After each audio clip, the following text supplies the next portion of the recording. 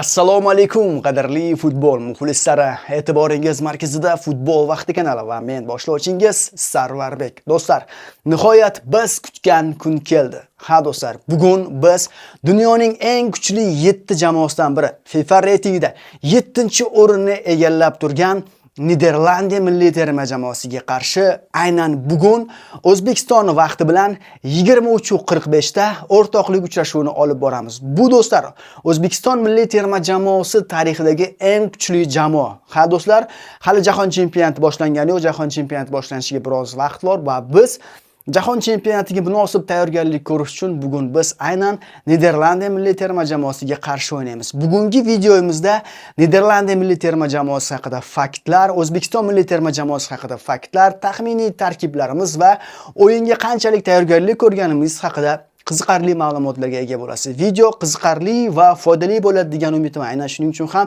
hozirning o'zida videomizga like bosib qo'ying. Ha aytgancha do'stlar, ko'rib turganingizdek biz naqd 383 mingta bo'ldik. Do'stlar, bu juda ham katta auditoriya. 7 yil davomida faoliyat yuritayotgan Futbol vaqti kanali bugunga kelib 383 mingta bo'ldi. Keling, mana shuni tez orada 400 mingta bo'lishiga yordam beraylik. Hozirning o'zida obuna bo'ling va biz videoni boshlaymiz. Niderlandiya milliy terma jamoasi ayni paytda FIFA reytingida 7-o'rinni egallab turibdi va bu terma jamoa o'z tarixida 3 marotaba jahon chempionatining finaligacha yetib borgan. Ha do'stlar, finalda 3 marotaba yetib borgan bo'lishiga qaramasdan, ming afsuski bu milliy terma jamoa hali biror marta jahon chempioni bo'la olmagan. Oxirgi marta Niderlandiya terma jamoasi 2010-yilda Ispaniyaga qarshi jahon chempionati finalida kuch bahsi olib borgan va mana shu bahsda Ispaniyaga yutqazib qo'ygan va yana bir bora kumush medaliga sazovor bo'lgan. Ming afsuski hali bu terma jamoa jahon chempioni bo'la olmagan. Lekin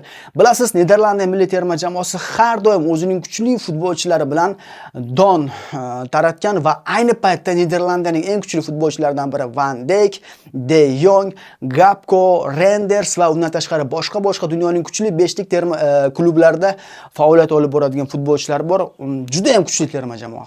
Bekordan bekorga bu terma jamoa FIFA reytingida 7-o'rinda turgani yo'q. Biz uchun juda ham kuchli va jiddiy bo'lgan raqib. Xo'sh, O'zbekiston milliy terma jamoasi mana shu kuchli terma jamoaga qarshi o'yinga tayyormi? O'ylaymizki, menimcha murabbiylar taktik jihatdan tayyor, futbolchilar jismoniy jihatdan tayyor, lekin baribir tarkibimizda yo'qotish bor.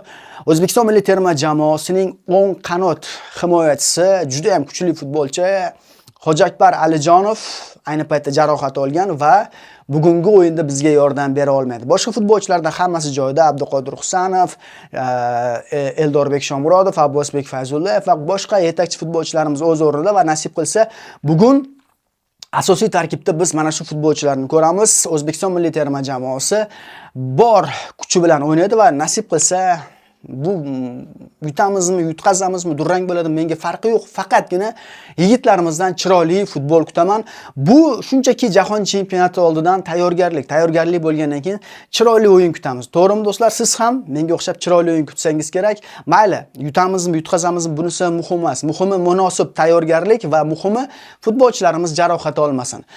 Do'stlar, nasib qilsa uchrashuv, yana bir bor aytib o'taman, O'zbekiston vaqti bilan 23:45 da, Moskva, Sankt-Peterburg vaqti bilan esa 9:45 da bo'ladi. Xo'sh, bu o'yinni biz qayerdan tomosha qilamiz? Do'stlar, agar siz dunyoning boshqa nuqtasida bo'lsangiz va o'yinni tomosha qilishni xohlasangiz, bemalol bizning Telegram kanalimizda, Futbol vaqtining Telegram kanalida mana shu uchrashuv nasib qilsa o'zbekcha sharhda va jonli efirda namoyish qilinadi. Shunchaki men mana shu videoning kommentariyasida Telegram kanalimizning manzilini qoldiraman. Telegram kanalimiz manzili degan yozuv bo'ladi. Shu yozuvning yonida ko'k yozuv bo'ladi. Ko'k yozuvning ustiga bosib kanalimizga obuna bo'lib qo'ying va 23:45 da nasib qilsa mana shu uchrashuvni mazza qilib jonli efirda tomosha qilasiz. Undan tashqari ushbu uchrashuvni biz YouTube'da ham jonli sharhlaymiz. Kanalimizga obuna bo'lib qo'ying.